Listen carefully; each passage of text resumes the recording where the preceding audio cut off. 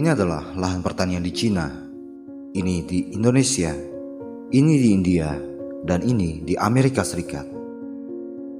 Apa kesamaan dari semua pertanian ini? Semua ini adalah tempat yang mungkin segera nasibnya akan ditentukan oleh bangsa Maroko. Alasannya mungkin tidak terpikirkan oleh banyak orang, karena lintasan ekonomi masa depan ini kemungkinan besar ditentukan oleh makhluk kecil mungil beberapa ratus tahun yang lalu. Inilah kelelawar di dunia modern. Kita memandang mereka sebagai makhluk yang mengendalikan populasi serangga, juga dianggap sebagai makhluk yang menyebarkan penyakit. Tetapi ratusan hingga ribuan tahun yang lalu, kelelawar diketahui telah melakukan hal-hal yang luar biasa, sesuatu yang ajaib yang akan merubah dunia kita tanpa banyak orang menyadarinya. Pada tahun 1802, penjelajah Eropa Alexander von Humboldt sedang melakukan perjalanan melalui tanah Peru. Kemudian dia menemukan sesuatu yang aneh. Tanah Peru sepertinya tidak cocok untuk pertanian skala besar. Namun ladang Peru dipenuhi dengan tanaman yang subur dan tampak sehat. Dia segera menemukan bahwa orang-orang Peru telah mengumpulkan zat yang disebut guano, yang merupakan kotoran kelelawar dan beberapa burung laut. Mereka menggunakan guano dengan menyebarkannya pada tanaman mereka selama beberapa ribu tahun sebelumnya.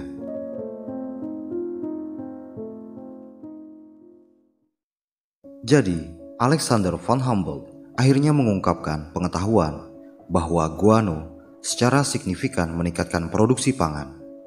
Dia kembali ke Eropa dan segera pengetahuan itu akan menjadi poin penting yang menarik bagi dunia barat. Segera setelahnya, penemuan produksi guano meledak di Amerika Serikat dan Eropa. Tiba-tiba, negara-negara barat ini berubah dari kekurangan makanan menjadi surplus makanan yang sangat besar. Itu kemudian lebih dari cukup untuk memberi makan semua rakyatnya. Dampak guano terhadap peningkatan produksi pangan menjadi begitu penting. Bahkan sempat terjadi beberapa perang untuk memperebutkan guano, seperti Perang Pelawan Cinca pada tahun 1864 dan Perang Pasifik pada tahun 1879. Amerika Serikat menjadi begitu terpikat dengan guano sehingga mencetuskan Undang-Undang Pulau Guano yang memungkinkan setiap pengusaha Amerika untuk mengklaim dan mencaplok pulau manapun yang memiliki sumber daya guano di atasnya. Dan benar saja, mereka akhirnya mengklaim sekitar 70 pulau yang sebagian besar berada di Samudra Pasifik. Begitulah bagaimana guano menjadi sangat penting bagi pertumbuhan ekonomi, populasi, dan industri di dunia barat, sehingga menjadi sumber daya paling vital di seluruh dunia saat itu.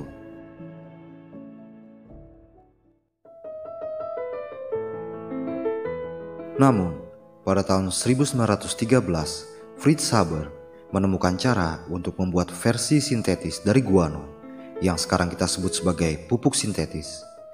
Peristiwa penemuan pupuk ini kemudian dikenal sebagai detonator untuk ledakan populasi dunia. Segera setelahnya, kelaparan di negara-negara yang menggunakan pupuk menjadi langka. Populasi dunia tumbuh dari 1,6 miliar menjadi 7,7 miliar selama 100 tahun berikutnya. Produksi pangan dan hasil panen langsung berlipat ganda. Negara-negara dengan lokasi yang biasanya tidak cocok untuk pertanian di Eropa Utara, contohnya Norwegia, tiba-tiba mampu menanam tanaman secara berkelanjutan.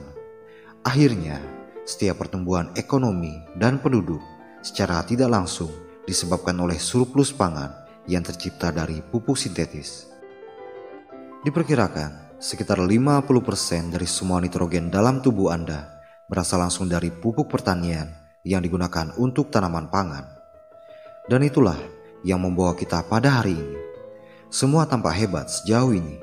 Pupuk sintetis telah memungkinkan banyak negara untuk tumbuh, bahkan dalam beberapa kasus menjadi negara adidaya di dunia, di mana hampir semua warganya diberi makan dengan baik dan tanpa kekhawatiran akan kekurangan pangan.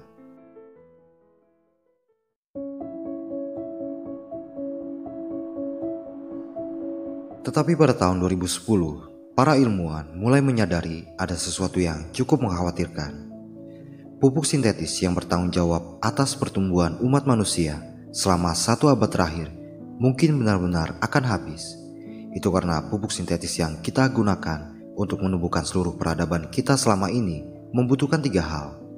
Pertama adalah senyawa berbasis nitrogen, kedua adalah fosfat, dan ketiga adalah kalium. 2 dari senyawa itu adalah senyawa yang tidak mungkin diperbarui, yaitu fosfat dan kalium. Mari berbicara tentang kalium terlebih dahulu. Kalium atau potasium adalah sumber daya tak terbarukan yang sebagian besar dikendalikan oleh hanya 4 negara. Kanada sejauh ini merupakan penghasil kalium terbesar di dunia dengan lebih dari 1/3 kalium dunia berasal dari Kanada. Rusia, Belarus, dan Cina masing-masing menghasilkan antara 10-20% kalium dunia. Dan setiap negara lain di dunia jika digabungkan hanya menghasilkan sekitar 19% kalium dunia, termasuk Indonesia yang punya sekitar 2-3% cadangan kalium dunia dan sedang diurus oleh negara lain.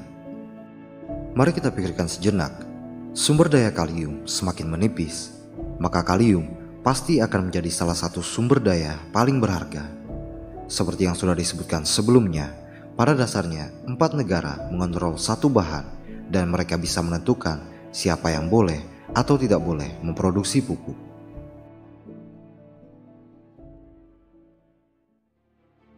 Fosfat adalah salah satu dari 3 bahan utama pupuk sintetis, memiliki cerita yang sedikit lebih ekstrim.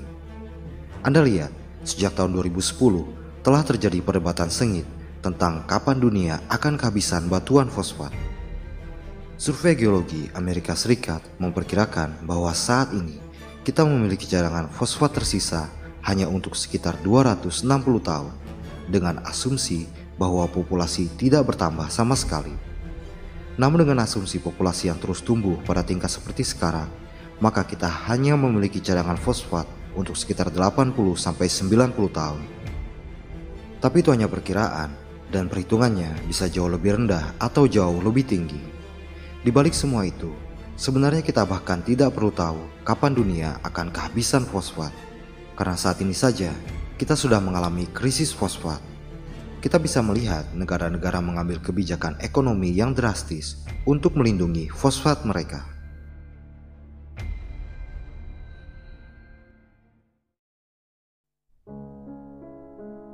Harga fosfat telah meningkat sekitar 80% sejak awal 2020. Pada bulan September 2021, China melarang ekspor fosfat dari negara mereka dengan harapan dapat memastikan bahwa mereka memiliki cukup fosfat untuk membuat pupuk mereka sendiri. Ada satu aspek penting yang harus kita sadari di sini, bahwa China memiliki cadangan fosfat terbesar kedua di dunia. Mereka memiliki sekitar 5% dari fosfat dunia.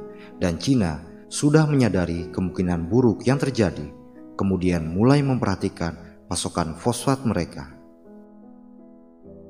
Suriah memiliki jumlah fosfat terbesar ketiga dengan 3%. Berikutnya ada Aljazair hanya di bawah 3%, dan masing-masing negara di seluruh dunia hanya memiliki 2% atau kurang dalam hal cadangan fosfat dunia.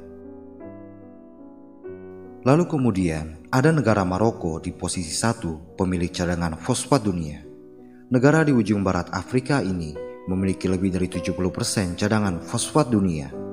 Mari kita pikirkan sejenak bahwa satu negara memiliki 70% sumber daya yang dapat menentukan nasib negara lain dalam memberi makan penduduknya.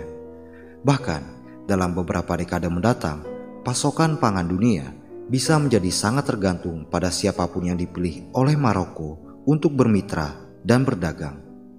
Atau bisa saja Maroko hanya akan menjual fosfat kepada negara yang berani menawar dengan harga tertinggi. Di balik semua itu, juga ada potensi konflik yang disebut sebagai perang fosfat, seperti yang biasa terjadi sepanjang sejarah terkait sumber daya apapun yang dianggap berharga.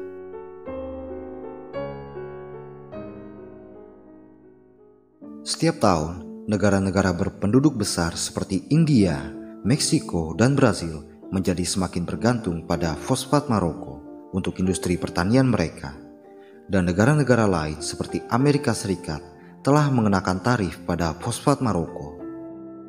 Tapi mungkin apa yang disebut krisis fosfat tidak akan terjadi secepat yang kita pikirkan.